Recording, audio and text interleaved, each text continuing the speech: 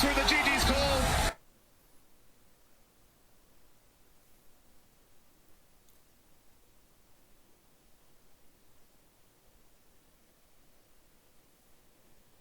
The GG is called. What a series we have witnessed here between these two. Anthony, they put on such a performance, but Liquid, the comeback in game 3. I don't know how they do it, but they make it happen.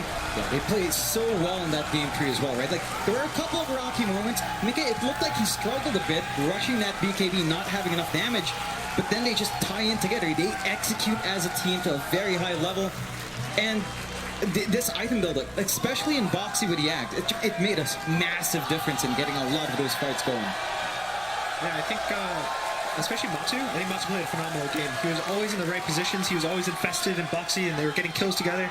Boxi, great early game as well, but just, I think Matu, just the way he was pretty flawless, honestly. Elimination Dota, it's just, it gets your heart pumping, doesn't it? You've got to feel for the boys from Entity, obviously. You heard Blitz earlier on in the game. He said these are great guys, these are very nice people, and they put in a hell of a performance for us here. Liquid obviously proving to be the better team today, but you can't take anything away from these guys. They were fantastic. Yeah, very close game, very close series. Even game 2, you know, it can go either way, both games. All 3 games can kind of go both ways. Yeah, just very close. And, you know, these guys on Entity, they had such a long journey.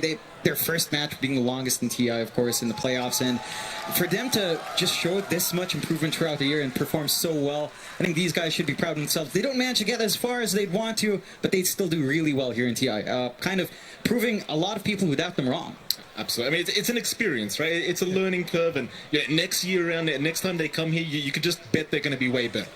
Yeah, it's also, a lot of their players are, I think it's their first TI. So just, emotions. you know, some nerves, some emotions, and just good Dodo's play today.